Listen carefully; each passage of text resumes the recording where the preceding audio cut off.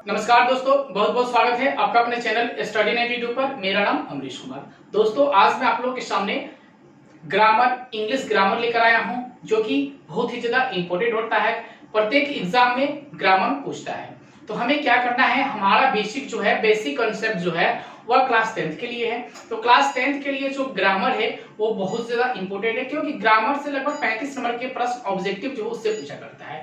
तो अगर 35 नंबर पाना है तो ग्रामर को पूरे ढंग से जान लीजिएगा। इसके पहले मैंने ऑलरेडी क्या हुआ है, एक दो वीडियो बना रखा है, पास्ट ऑफ स्पीच बना रखा है, letter, vowel, semi vowel, consonant, ये सब मैंने बना रखा है। आज मैं आप लोगों के सामने काइंड्स ऑफ नाउन लेकर आया हूं। जो काइंड्स ऑफ नाउन जो है वो हमारे लिए बहुत ही ज्यादा इंपॉर्टेंट है, ठीक है। इसी में से कुछ प्रश्न ऑब्जेक्टिव पूछे जाते हैं। मैं जो पढ़ाऊंगा आप लोगों को तो यहीं से ऑब्जेक्टिव निकाल कर दिखाऊंगा कि कैसे ऑब्जेक्टिव निकल के बाहर आता है, और वो क्या है हमारे लिए बहुत ही ज्यादा इंपॉर्टेंट भी है। तो चलिए हम वीडियो को स्टार्ट करते हैं। आप लोग को बता दें कि काइंड्स ऑफ नाउन कितने होते हैं। तो काइंड्स ऑफ नाउन कितने होते हैं, 5 होते हैं। और कौन कौन से होते हैं तो ये भी बात जान लेते हैं। सबसे पहले कि देखिए काइंड्स ऑफ नाउन होता है, तो पहला है मेरा प्रॉपर नाउन। प्रॉपर नाउन को हिंदी में हम बोलते हैं व्यक्तिवाचक संज्ञा।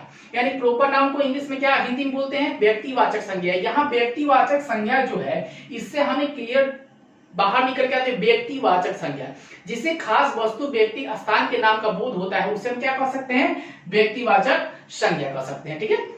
उसके वजह से है 2 नंबर है मेरा कॉमन नाउन। कॉमन नाउन को इंग्लिश में, हिंदी में क्या बोलते हैं हम, जातिवाचक संज्ञा।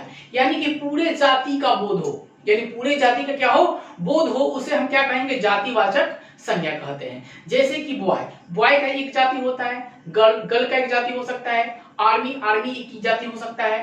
तो हम जातिवाचक, स्कूल, रिवर, ये सब क्या है, जातिवाचक संज्ञा है, ठीक है। उसके बाद हम चलते हैं आगे की कलेक्टिव नाउन। कलेक्टिव नाउन को इंग्लिश, हिंदी में बोलते हैं समूहवाचक संज्ञा। समूहवाचक संज्ञा किसे कहते हैं, जहां बिल्कुल क्या हो, झुंड हो और बिल्कुल समूह हो, उसे हम क्या कहेंगे, समूहवाचक संज्ञा। जैसे कि मेला, मेला क्या है, मेरा समूह है। समूह जो होता है वह मेला जो है, जहां मेला है वह क्या है, समूहों का क्या होता है, मेला होता है। विद्यालय, विद्यालय में जितने भी बच्चे हैं, यानी वहां मान सकते हैं हम स्टूडेंट। स्टूडेंट भी क्या है मेरा, समूहवाचक संज्ञा। आर्मी टीम, आर्मी टीम भी क्या है मेरा, एक समूहवाचक संज्ञा है। और एक छोटा सा एग्जांपल, अंगूर का गुच्छा, अंगूर का गुच्छा भी क्या है, एक समूहवाचक संज्ञा, क्योंकि वह समूह में ही रहता है, उसे हम क्या कहेंगे, समूहवाचक संज्ञा। उसके बाद चौथा है मेरा मेटेरियल नाउन, यानी द्रव्यवाचक संज्ञा। जैसे हम क्या करते हैं, मापते हैं, तौलते हैं, मापने तौलने को क्या कह सकते हैं हम, द्रव्यवाचक संज्ञा कहते हैं। जैसे के लिए हम बता सकते हैं आपको कि जैसे कि पानी, उसे हम किससे लेते हैं, लीटर से लेते हैं। और हम जैसे कि ऑयल, यानी तेल को जब लेते हैं, हम सरसों तेल ले ले या मिट्टी तेल लगे तो उसे हम लीटर भी मान सकते हैं और किलो में भी मान सकते हैं। तो दूध हुआ, दूध लीटर में भी खरीद सकते हैं और किलो में भी खरीद सकते हैं, तो उसे हम क्या कहेंगे, द्रव्यवाचक संज्ञा कहेंगे, ठीक है। उसके बाद मेरा है एक 5वां है ऑब्स्ट्रैक्ट नाउन। ऑब्स्ट्रैक्ट नाउन क्या है, यानी कि वह है भाववाचक संज्ञा। भाव जिसमें व्यक्त हो, यानी कि क्या है, दया, दया भी क्या है, मेरा एक भाव है। करूर, ये भी एक भाववाचक संज्ञा है। तो भाव जहां भाव का क्या हो, वितरित हो, उसे हम क्या कहेंगे, भाववाचक संज्ञा कहेंगे। तो चलिए हम परिभाषा की ओर चलते हैं। एकदम छोटा परिभाषा है, उसे आप जरूर याद कर लीजिएगा, ठीक है। पहला है मेरा प्रॉपर नाउन।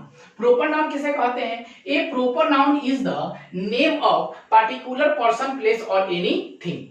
तो यानी कि जिसे खास वस्तु, व्यक्ति, स्थान के नाम का बोध हो, उसे हम क्या कहेंगे, व्यक्तिवाचक संज्ञा कहेंगे ना। फिर से मैं आप लोगों को बता दूं कि प्रॉपर नाउन क्या होता है। ये proper noun is the name of particular person, place और एनीथिंग, ठीक है। और थिंग भी, एनीथिंग भी मिला सकते हैं या थिंग भी मिला सकते हैं, ठीक है।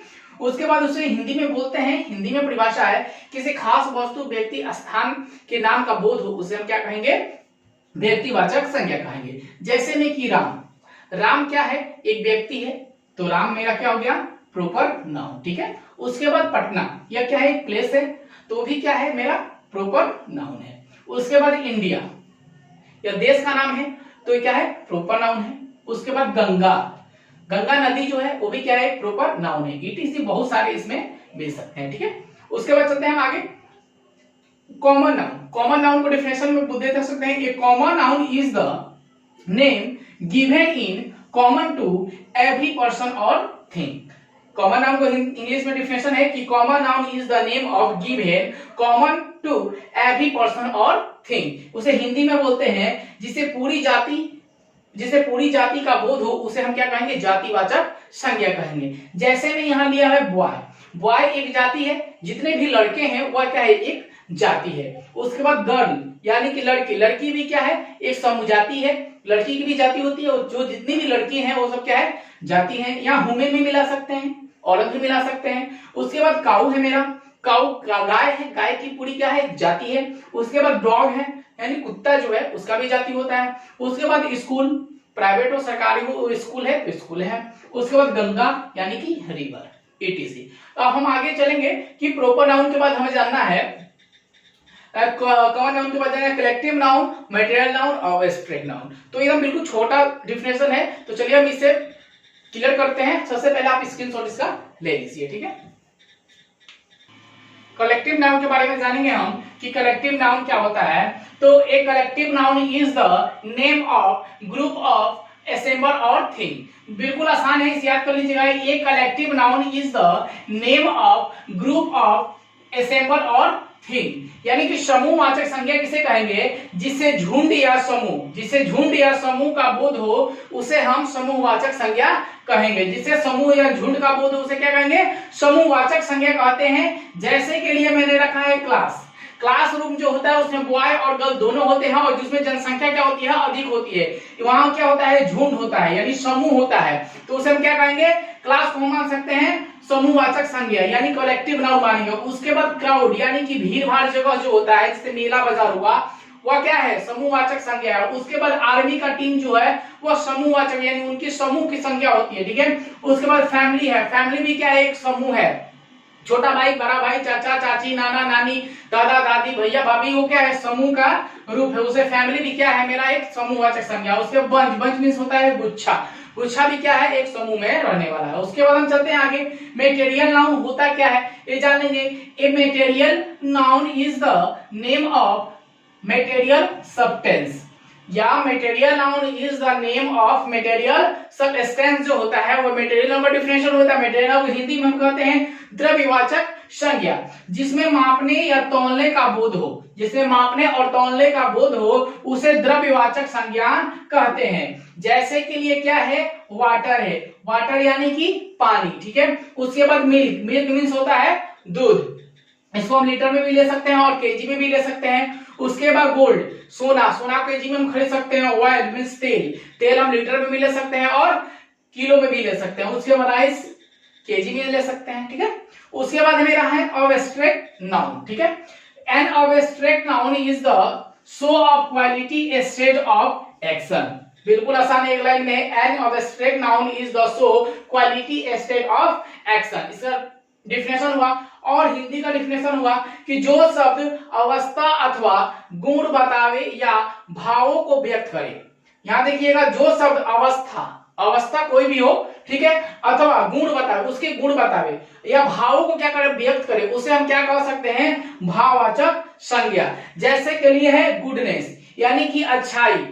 किसी भी व्यक्ति में अच्छाई भी होता है और बुराई भी होता है, तो हमें क्या उसका जांचना है, अच्छाई जांचना है। तो अच्छा इंसान खुद पहचान पाए तक वो अच्छा है या बुरा है, यानी कि गुडनेस। उसके बाद काइंडनेस यानी दयालुता, दयालु उसके अंदर है, मन में हृदय में दयालुपन है कि नहीं, दया है कि नहीं, दया की भावना है कि नहीं, क्रूर की भावना है या दया की भावना है, तो दया की भावना होना चाहिए। और डार्कनेस यानी अंधेरापन, अंधेरापन भी क्या है, मेरा एक भाव को क्या करता है, व्यक्त करता है कि यहाँ बहुत ज्यादा अंधेरा है, तो क्या है, वहां भाव व्यक्त हो रहा है, तो उसे हम क्या कहेंगे, काइंडनेस। उसके बाद फ्रेंडशिप है, दोस्ती। दोस्ती जो है वो बहुत ही ज्यादा क्या है, हमारे लिए मायने रखता है कि दोस्ती में हम बहुत अच्छे बन जाते हैं, नहीं तो दोस्ती में हम बुरे भी बन जाते हैं। कहावत एक आया है ना यहाँ पे कि संगत से गुण आवत है, संगत से गुण जात, रसरी आवत जात है, सिर पर परत निशान। यानी संगत से कोई इंसान अच्छा भी बन सकता है और संगत से इंसान बुरा भी बन सकता है, लेकिन हमें अच्छाई को जानना है, अच्छा फ्रेंड बनाना है और अच्छाई के साथ देना है, तभी हम अपने जीवन में आगे जा सकेंगे। अन्यथा हम क्या है कि मनुष्य जो है वह दलदल में धंसता कैसे है, तो फ्रेंड के कारण ही मनुष्य जो है वह दलदल में धंस जाता है। तो हमें फ्रेंड ऐसा बनाना है ताकि हमें हमारा जीवन जो है सुखमय जीवन बीते और अच्छा मार्ग मिले और ऊंचे शिखर पर हम जा सके। तो हमें फ्रेंड भी क्या सोच समझ के ही बनाना चाहिए। तो दोस्तों, अगर मेरी वीडियो आप लोग को अच्छी लगी हो तो एक लाइक बटन को जरूर दबाइएगा और ज्यादा से ज्यादा अपने दोस्तों में शेयर जरूर करिएगा। धन्यवाद दोस्तों।